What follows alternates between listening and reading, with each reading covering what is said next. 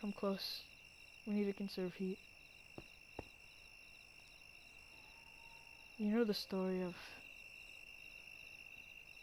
the stair?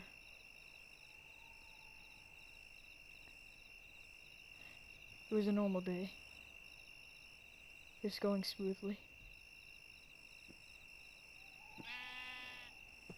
Me and my friends always saw this abandoned house, wondering what's inside. We gathered up, we talked with each other,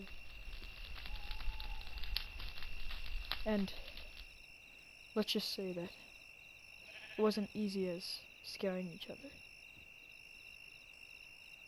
We got our flashlights and creaking open the door, creepily scaring each other here and there, until one of us went near a closet, scared to death. It was a challenge that we've foolishly told him to do. He said he felt something that day that I'll never feel again. Said it was something cold, something horrific, that it would bring nightmares every time I would touch him. So cold, yet it left burn marks on him. We thought he was lying and trying to scare us, just like every other situation. So we went back in the house.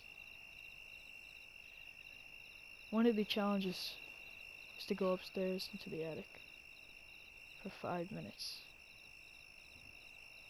It was horrific, and our friend tried to tell us not to, but we told him, no, it's okay. We'll be fine. We're mature. He was right. We shouldn't have done it. My friend went up into the room first.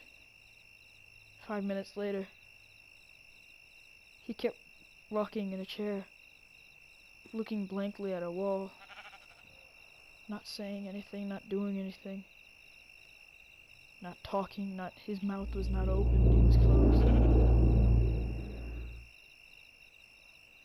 It was something strange. So, we decided to go home that night, call it a day. The day later, we found out our friend ended up with a disease. Not a disease. He was paralyzed from the neck down. That day, we didn't know what to say or what to do, so we just kept it a secret, and we told each other not to tell anybody. We went back to the house. That night, we wanted to investigate it. It was no longer a joke, it was something more. It was something much more. We went back to the house. We understood the power, the reign of this house. We just wanted to find out what was it that paralyzed our friend? What was it that touched our friend in such a way that he was so scared he wouldn't want to go back in there, but he did. He did. You know why? Because we went back in there. We said it was all okay because we were all mature, but we weren't. We went back in there. At night, my friend foolishly went to the closet that he was once touched. Creaking open the door slowly, he saw something.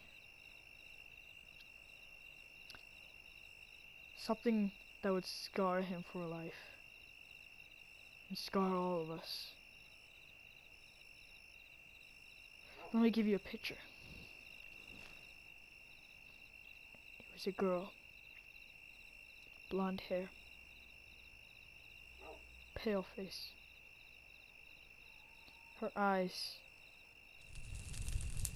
wide open, staring blankly into our souls. We would not know what to say or what to do, other than to stare back. Shut our eyes, some of us did shut our eyes. At least I did. And when we opened them back up, we couldn't see anything or hear anything, or we didn't hear any footsteps. She was gone. But trickling up my spine, I can feel her cold hand against my shoulder, trying to turn me around to get me to look at her eyes again.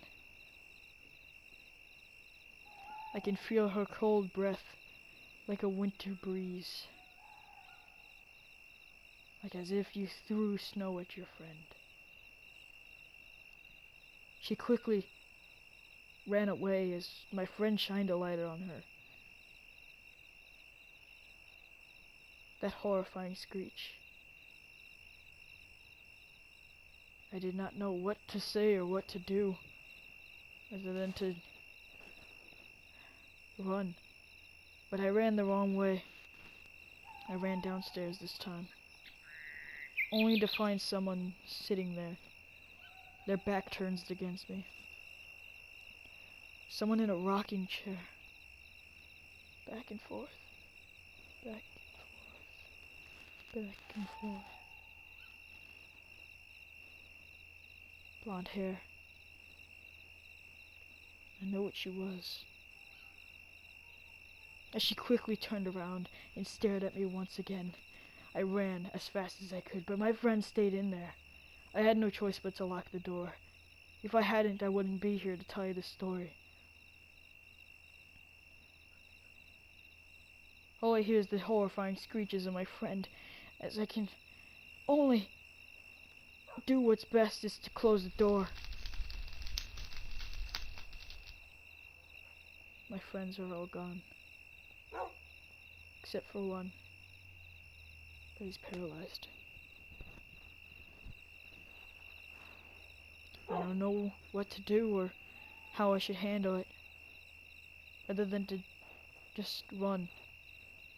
Keep running until something stops me and looks me in the eyes.